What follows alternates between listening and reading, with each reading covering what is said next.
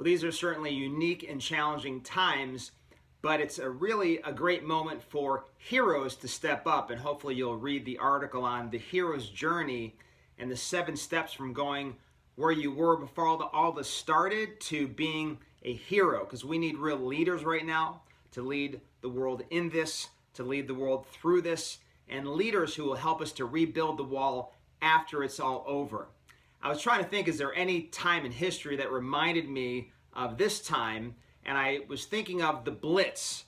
I once read a book by Winston Churchill, and he talked about the Blitz. This happened between September 1940 and May 1941, where there were 139,000 people in London injured, and there were 43,000 people killed by this blitzing of bombs by the German Luftwaffe on all of London.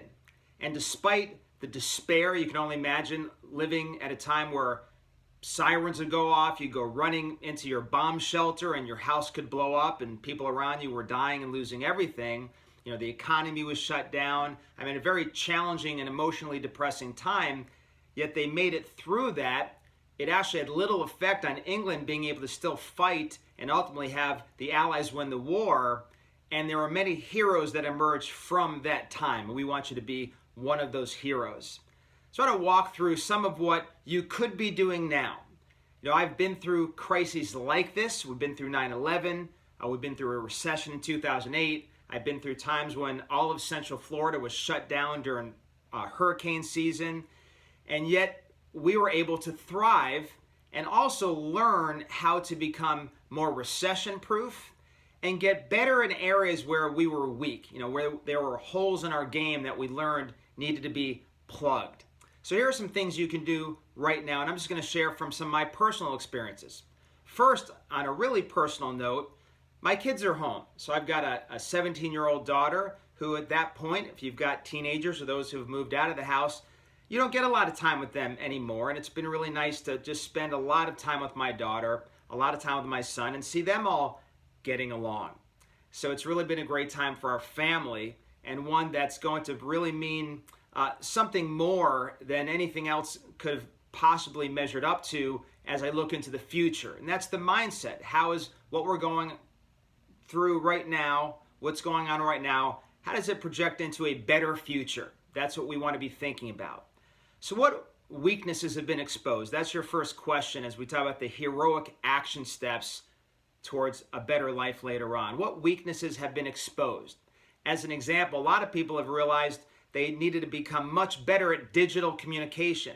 My own church had done very little other than brick and mortar services.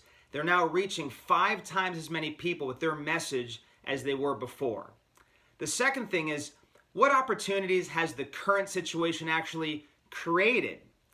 An example of this is the fact that I'm seeing more and more people through virtual healthcare personally, and I'm now helping dozens of other doctors finally launch that virtual healthcare platform that includes consulting with people, sending them tests, having consulting going on through a telehealth platform, getting people on auto ship for products. There are people that are creating a virtual wellness practice and a long-standing virtual business in an area that really needed to be solved. You know, you've got to have this non-brick and mortar part of any business if you're going to truly be recession-proof and possibly in the future need to be virus-proof. So we're helping dozens of doctors right now through Vitalio Health create a virtual wellness part of their practice.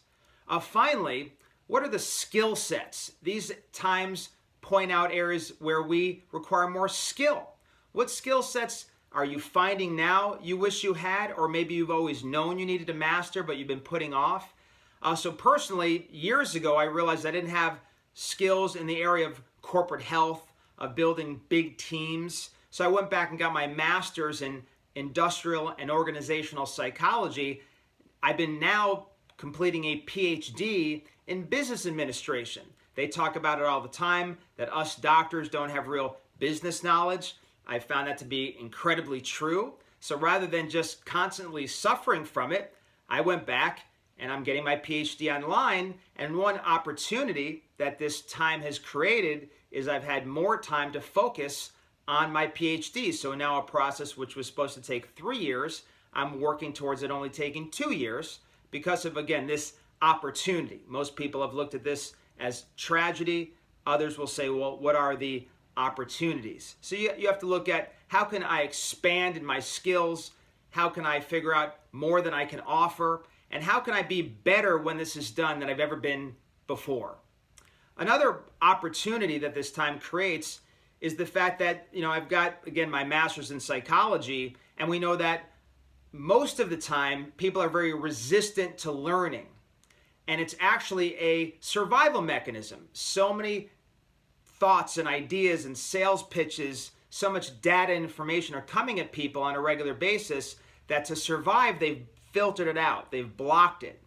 They say that people are blocking essentially roughly 99% of your message. Even if they seem like they hear it and their head's shaking like this, and even if they can answer a question about it, it doesn't mean that it's really reached the level of cognition where they own it and really believe it. But now that's in reverse. Right now, to survive, you've got to be paying attention. You have to be learning, and people are very open to learning right now. A message that maybe wouldn't have gotten across months ago, now that message gets across. And finally, immunity. Businesses, churches, organizations, they're looking for people to help teach about health and immunity like never before. And even just with our virtual health practices and what we're able to do for our patients, both in our brick and mortar and out there through our databases, to provide Facebook Live, webinars, testing and products to support them in this immune battle, it's really working now. It's really an opportunity now that didn't exist in the past. So I want to encourage you again to take the hero's journey.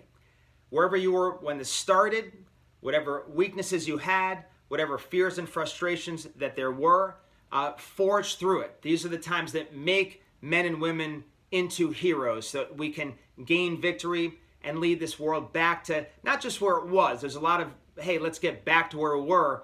Let's lead the world back to a place that's much better than it's ever been before. Bless you, and remember who you are.